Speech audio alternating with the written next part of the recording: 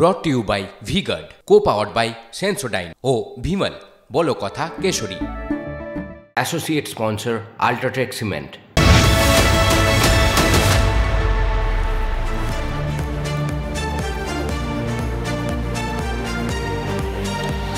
নমস্কার, good afternoon. শুরু করছি 3টে নিউজ কর্নার। আমি অনির্বাণ, আমার সঙ্গে রুমেলা। রুমেলা, রাজ্যপাল আবার সংবাদের শিরোনামে, আবার বিতর্ক। এবারের বিতর্কটা একটু অন্যরকম, কারণ দেখো রুমেলা, নানা ইস্যুতে বাংলার শাসক দলের সঙ্গে তো রাজ্যপালের ঠোকাঠুকি, এটা দেখতে আমরা একদম অভ্যস্ত হয়ে গেছি। কিন্তু সিভি আনন্দ বোসের মেয়াদ আরও কতদিন থাকবে সেটাও কিন্তু এবার শুনিয়ে দিল তৃণমূল, যে উনি আর বেশি দিন নেই আমাদের রাজ্যে। সে তো তৃণমূলের কথা, বিরোধিতার কথা আমরা জানি, কিন্তু তা বলে বিজেপিরও কি মোহভঙ্গ হয়ে গেল রাজ্যপালের ওপর? এমন রাজ্যপালকে পদ্ম শিবির কি আর চাইছে না? কিন্তু কেন? আগে আমরা ব্রাত্য বসুর বাইকটা শুনে নিই। আজকে যত তারিখ হোক, আর দিন 7, 10, 15 দিন এই রাজ্যে আছেন, ওকে যেতে হবে। আজ হোক আর কাল যেতে হবে আমাদের দূরে, বহু দূরে। তো সেটা কোনো বহু দূরে মানে আমার ধারণা কেরলে ফিরে যেতে হবে ওকে। আর কোনো জায়গায় উনি কোনো সরকারি অ্যাসাইনমেন্ট পাবেন বলে আমার মনে হচ্ছে না। রুমেলা, ব্রাত্য বসু খুব ক্যাটেগরিক্যাল। ব্রাত্য বসুর সাথে সিভি আনন্দ বোসের সংঘাতটা একটু বেশি তিক্ত। সংঘাত আমরা দেখেছি ব্রাত্য বসুর সঙ্গে।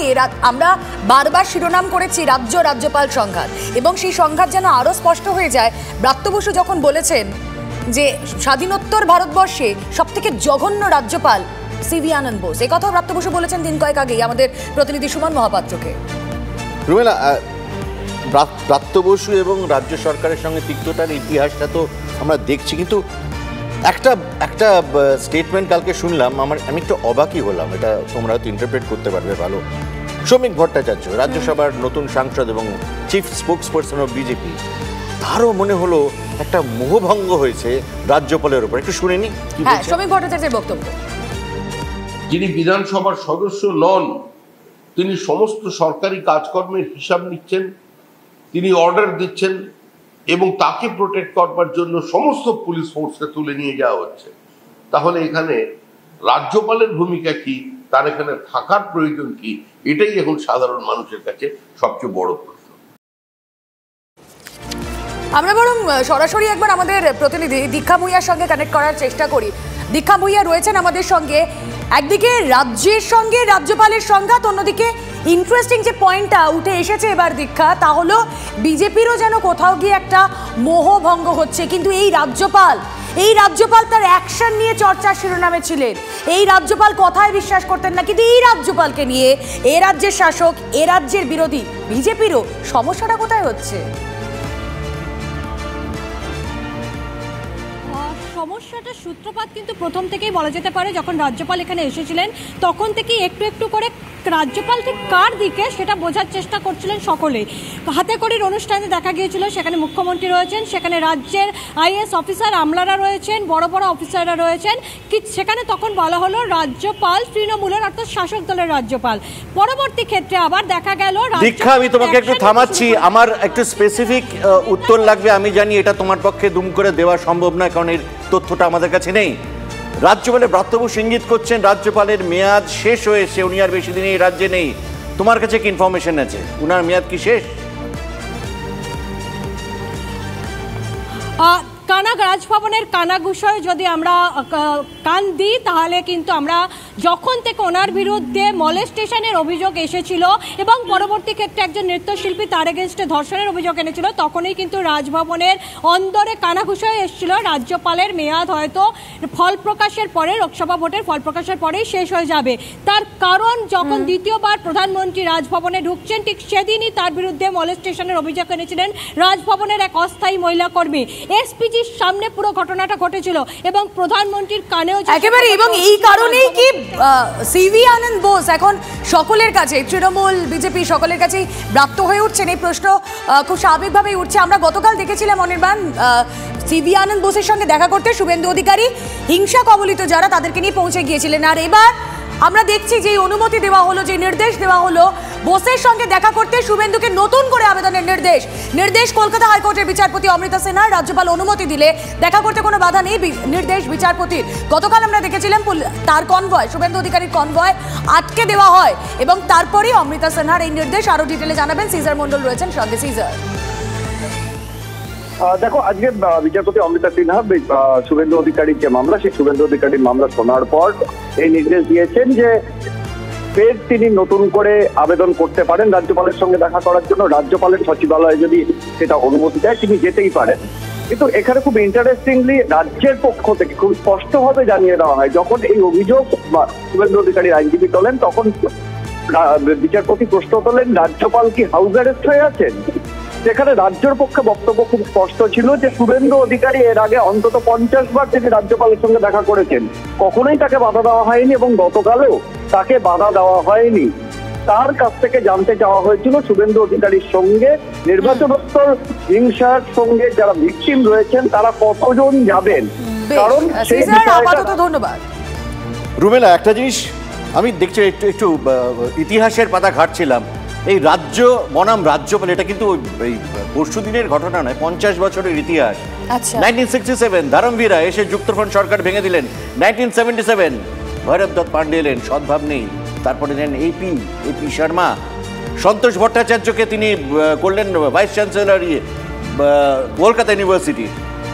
রেফারেন্টের সমস্ত আবেদন আর কি, মানে এটা চলছে। এবং না, এটা নেপথ্যে কি কোনো কারণ রয়েছে কি মনে হয়? এটা দেখো, আমার যেটা মনে হয়, যদি সেন্টারে একটা দল থাকে, পার্টিকুলার দল, এবং রাজ্যে তার অপোজিশন দল থাকে বা বিপরীত ধর্মী দল থাকে, তাহলে এই সমস্যাটা হচ্ছে। এটা কিন্তু ইন্দিরা গান্ধীর আমল থেকে চলছে, এই চলবে। সুতরাং আমাদের এই নাটক আমাদের মনে হয়, এবং এই সংঘাত থেকে যে যার মতো করে ডিভিডেন্ড তোলার চেষ্টা করে, এই খবরগুলো তো আমাদের চোখ রাখতে হবে। কিন্তু রুমেলা, আমাদের একটুখানি সারা বিশ্বে সারা দেশে কি ঘটছে সেই খবরগুলো একটু দেখে নিই। একেবারে তিনটে নিউজ কর্নারে প্রতিদিনকের মতোই প্রতিদিন যেরকম থাকে 5-5টি গুরুত্বপূর্ণ খবর এবং তারপর তা নিয়ে অ্যানালিসিস হয়। কোন কোন খবরগুলো রয়েছে আজ দেখুন। কসবার দিকে নজর রাখবো শুরুতেই। রাজডাঙ্গার কাছে অ্যাক্রোপলিস মলে আগুন, শপিং মলের 4তলায় ফুডকোর্টে আগুন লেগে যায়, গল গল করে বেরোতে থাকে ধোঁয়া। আতঙ্কে দৌড়দৌড়ি পড়ে যায় মলে, সবাইকে নিরাপদে বের করে আনা হয়েছে শপিং মল থেকে। ঘটনাস্থলে দমকলের 15টি ইঞ্জিন। আসন্ন উপনির্বাচন, পুরনো প্রার্থীদের ওপরই আস্থা। তৃণমূলের সদ্য সমাপ্ত লোকসভা নির্বাচনে হেরেছিলেন কৃষ্ণকল্যাণী ও মুকুটমণি, দুই প্রার্থীর ওপরই ফের আস্থা শাসক দলের। নজর থাকবে সেদিকেও। পাশাপাশি তৃণমূলকে ভোট না দিলেই কি শাস্তি? গ্রামে জিতলেও উত্তরের শহরাঞ্চলে পিছিয়ে তৃণমূল, তাই উত্তরবঙ্গ উন্নয়নের বরাদ্দই বন্ধ করে দিলেন উদয়ন গুহ। কিন্তু কেন? উদয়ন বলছেন শহরের মানুষ চালাক, তাই এই দাওয়াই লক্ষ্মীর ভান্ডার আবাসের টাকাতেও কি মনিটরিং? প্রশ্ন উঠছে। আরো যে খবরের দিকে নজর রাখবো, ভোট মিটলেও হুমকি দেওয়া বন্ধ হয়নি। উদয়ন গুহর পর এবার তৃণমূল সাংসদ জগদীশ চন্দ্র বর্মা বসুনিয়া সংবর্ধনা সভায় বিস্ফোরক মন্তব্য সদ্য নির্বাচিত সাংসদের। তার মন্তব্য, একটা চর মারলে 10টা মারতে হবে, আমরা কেউ বিবেকানন্দ হয়ে আসিনি। আরও একটি গুরুত্বপূর্ণ খবর, লাগাতার বৃষ্টি, ভূমিধস, বিধ্বস্ত উত্তর সিকিম। আমরা বিভিন্ন জায়গায় দেখতে পাচ্ছি ধসে চাপা পড়ে মৃত্যু হয়েছে। এখনো পর্যন্ত মৃতের সংখ্যা বেড়ে 6, আহত বেশ কয়েকজন। পাকশেপ জুনিয়র হাই স্কুলে খোলা হয়েছে ক্যাম্প, ভেসে গিয়েছে বেল ব্রিজ। উত্তর সিকিম থেকে বিচ্ছিন্ন জঙ্গু, চুংথাং, লাচেন, লাচুং, পুষ্যে, তিস্তা। অনির্দিষ্টকালের জন্য বন্ধ গ্যাংটক শিলিগুড়ি সংযোগকারী 10 নম্বর জাতীয় সড়ক। সিকিমে ইতিমধ্যেই অনির্বাণ আমরা যা জানতে পারছি আটকে রয়েছে প্রায় 1000 জন পর্যটক। কোন খবরের অ্যানালিসিস প্রয়োজন? সিকিমের খবরটা কিন্তু আমাদের অ্যানালাইজ করতেই হবে এবং আমাদের এটাকে ডিল করতেই হবে। কিন্তু তার আগে একটু হাসিও পাচ্ছে আমার রুমেলা। তৃণমূল নেত্রী বলছেন যে তুমি রাজধর্ম পালন করো, ক্ষমা চেয়ে এসো যার প্রতি অসভ্যতামি করেছো। কিন্তু সদ্য নির্বাচিত এবং পুরনো সব তৃণমূল লিডাররা কি করছে? শাসক নেতারা বলছেন দেব তোমাদের ভোটারদের, যারা আমাদের ভোট দেননি, দেব তোমাদের টাইট। কেউ বলছেন শহরের লোক খুব চালাক, তৃণমূলকে ভোট দেয়নি তাই উন্নয়নের টাকা বন্ধ করে দেওয়া হবে। আবার কেউ সদ্য জিতে বলছেন একটা চর খেলে 10টা চর মারবেন। আর বাঁকুড়ার জয়ী তৃণমূল প্রার্থী দলের একাংশকে হুঙ্কার দিয়ে বলেছেন শূন্য গোয়াল ভালো। কি হচ্ছে রুমেলা? আমরা বাইটগুলো একটু শুনি। এই অরূপ চক্রবর্তী, জগদীশ বর্মা বসুনিয়া আর উদয়ন গুহ কে কি বলছেন শোনা যায়। কিছু বিশ্বাসঘাতক আছে যারা তৃণমূলের খেয়ে বড় হয়েছে, সেই লড়াই করেছে। আমি তাদের বিরুদ্ধে রাজ্যকে অভিযোগ জানিয়ে দল থেকে তাড়িয়ে দেওয়ার ব্যবস্থা করেছি। সুস্থ গরুর চেয়ে শূন্য গোয়াল অনেক ভালো। কেউ যদি আমাকে একটা চর মারতে আসে আমাকে 10টা জল মারার মতো মানুষ তাত্ত্বিক তৈরি থাকতে হবে। কার লক্ষ্মীর ভাণ্ডারের প্রয়োজন আছে, কে লক্ষ্মীর ভাণ্ডার নিয়ে এই কথা বলেন যে কার বাবার টাকা দিন, তাদের একটা দেখিয়ে দিতে চাই কার বাবার টাকা তারা মাথার উপর ছাপ দেবে, পেটে ভাত দেবে, আর ভোট দেওয়ার সময় পদ্মগুলো ছাপ দেবে, তাদের ব্যাপারে বিশ্বের জেলায় চিন্তা করবেন।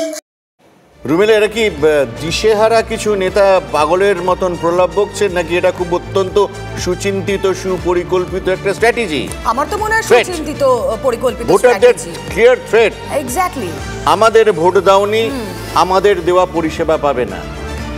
এটা তো একটা ভয়ঙ্কর জায়গা। এটা কি হতে পারে? পরিষেবা তো কোনো দল দিচ্ছে না, পরিষেবা তো দেয় সরকার, তাহলে এরাই হুঁশিয়ারি হুমকিগুলো দিতে পারেন কি করে? তো কিন্তু এটা খুব কনসার্নিং আমাদের পক্ষে। কিন্তু আরেকটা কনসার্নিং খবর রুমেলা, এই যে সিকিমের কথা যেটা তুমি একটু আগে বললে, এই তো গত অক্টোবরে ভেসে গেল তিস্তা বাজার, আবার একটা বিপর্যয়। কেন? এখন যা পরিস্থিতি তাতে বারবার অবরুদ্ধ হতে পারে সিকিমগামী 10 নম্বর জাতীয় সড়ক। কেন এই পরিস্থিতি? আসলে তিস্তা নদী খাত পলিতে ঠাসা, নাব্যতা কমেছে, ভারী থেকে অতি ভারী বৃষ্টি যেভাবে হচ্ছে তাতে একেবারে বর্ষা হচ্ছে আতঙ্কের একটা নর্থ বেঙ্গল হয়ে যাচ্ছে তিস্তা পারের। সিকিম ও কালিম্পং বেশ বেকায়দায়। তাই এবার বর্ষায় সিকিম যাওয়ার আগে দুবার ভাববেন, উত্তর সিকিম থেকে সেবক পর্যন্ত বারবার ভোগাতে পারে তিস্তা। আমরা একবার তিস্তা পারের বৃত্তান্ত নিয়ে আলোচনা করি। আমাদের প্রতিনিধি রয়েছেন কমলেশ চৌধুরীর সঙ্গে। কমলেশ, যেই ছবি এখনো পর্যন্ত উঠে এসেছে তাতে সত্যি আতঙ্ক যে রয়েছে তার বলার অপেক্ষা রাখে না, কিন্তু পরিস্থিতি আরো ভয়াবহ হতে পারে। উত্তরবঙ্গে তো বৃষ্টি বাড়বে, এটা তো প্রাক বর্ষার বৃষ্টিতে এই অবস্থা। দেখো কমলেশ, আমি তোমায় উত্তর দেওয়ার আগে আরেকটা প্রশ্ন করতে চাই সাপ্লিমেন্টারি। দেখো, ঘটনা যা ঘটছে সে তো আমরা রিপোর্ট করছি, কেন ঘটনাটা ঘটছে বারে? কেন এই গত অক্টোবরে, যেটা বললাম গত অক্টোবরে তিস্তা পার ভাসিয়েছে। তিস্তা এরকম রুদ্রমূর্তিকে প্রত্যেক বছর ধারণ করতেই হবে তাকে, কেন করছে? কোনো ক্লাইমেট চেঞ্জের কোনো গল্প আছে কিনা? এই তথ্যগুলো তুমি আমাদের দেওয়া আছে। দেখো, তিস্তা যখনই ভারী বৃষ্টি হচ্ছে উত্তর সিকিমে, আমরা দেখতে পাচ্ছি তিস্তা একটা ভয়াল রূপ নিয়ে হাজির হচ্ছে এবং একটা ধ্বংস করছে। বারবার NH10 মানে শিলিগুড়ি সিকিমের যে জাতীয় সড়ক সেটা ভেঙে যাচ্ছে বিভিন্ন জায়গায়। আমরা গতকাল দেখলাম রাস্তার উপর দিয়ে জল বইছে।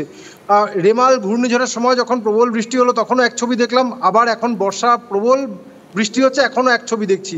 যেটা আশঙ্কার জায়গা সেটা হচ্ছে এইবারের বর্ষায় আগামী 4 মাসে, 2 সপ্তাহ মাত্র হয়েছে বর্ষা এসছে, আগামী 4 মাসে এরকম ঘটনা বারবার দেখতে হতে পারে। কেন দেখতে হবে? একটুখানি ছোট করে একটু ফ্ল্যাশব্যাকে যাই। গত অক্টোবরে যে বিপর্যয়টা হলো, সাউথ লোনাক লেক ফাটা বিপর্যয় হলো। একটা লেকের জল হিমবাহ পুষ্ট গলা জলে তৈরি লেক, সেই লেকের যখন প্রাচীর ভেঙে গেল তখন বিপুল পরিমাণ জলরাশি এবং তার সঙ্গে ওই লেকে জমানো পাথর বালি সবটা নিয়ে নিচে নামছিল তিস্তা।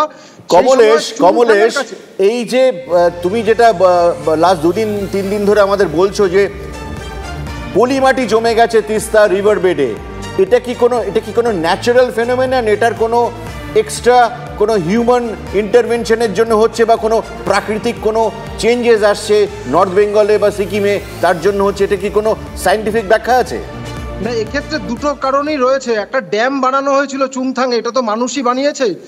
সাধারণত ড্যামগুলোতে প্রচুর পরিমাণে বালি পাথর এগুলো জমা হয়, এগুলো বেরোতে পারে না। যখন ওই লেক ফাটা বিপর্যয়ের পর বিপুল জলরাশি এসে ড্যামে ধাক্কা মারে তখন তো ওই ড্যামটাও ভেঙে যায়। তখন এই যাবতীয় বালি পাথর নুড়ি, ওই যেটা সাউথ লোনাক লেক এবং চুংথাং দু জায়গার বালি পাথর নুড়িটাই তিস্তা হয়ে নেমে এসেছে এবং সব জায়গায় তো পুরো বালিটা নেমে যেতে পারেনি, এটা বিভিন্ন জায়গায় তিস্তা সেডিমেন্ট হিসেবে রয়ে গেছে। তার মানে তুমি যেটা বলছো এর সলিউশন কি? এর সলিউশন কি কোনো মানুষ কি কোনো সলিউশন দিতে পারে না? প্রকৃতি এর সলিউশন বার করে দেবে? কেননা আমরা বারে এই উত্তরবঙ্গের এই বন্যা নিয়ে আমরা খুবই আতঙ্কিত এবং আশঙ্কিত। এটাই জিজ্ঞেস করছি যে তিস্তার এই ভয়ঙ্কর রুদ্ররূপ কি চলতেই থাকবে? চলতে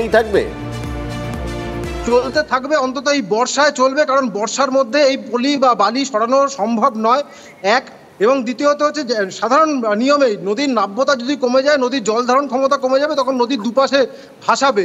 এবং আমি বিপর্যয় মোকাবিলা দপ্তর যারা কাজ করেন এই বিষয়গুলো নিয়ে তাদের সাথে কথা বলছিলাম, এই নদীর বালি আদৌ ড্রেজিং করে সরানো সম্ভব কিনা, এই আলোচনাটা, এই যে কাজটা, পরিকল্পনা, সেই পরিকল্পনাও গত এই কয়েক মাসে, অক্টোবর থেকে জুন মাস চলে এলো, বর্ষার আগে কোনো পরিকল্পনাই হয়নি। ফলে এক একটা নদী খাত কোথাও 10 ফুট কোথাও 15 ফুট বালি রয়েছে, তার উপর দিয়ে জল যাচ্ছে। ফলে রাস্তা এবছর বিশেষ করে বহুবার এরকম জলের তলায় চলে যাবে। সেক্ষেত্রে যেটা আমরা বললাম, একেবারে ছবি দেখেই তো আমরা স্পষ্ট বুঝতে পারছি যে সেখানে কি অবস্থা এবং উদ্বেগ কতটা বাড়ছে। Brought to you by V-Guard, co-powered by Sensodyne ও ভিমল, বলো কথা কেশরী। Associate sponsor UltraTech cement.